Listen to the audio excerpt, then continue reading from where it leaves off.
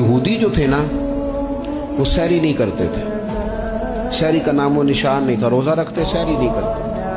तो नबी पाक सल्लल्लाहु ताला अलैहि वसल्लम ने फरमाया हमारे और यहूदियों के दरमियान फर्क ही सहरी का है।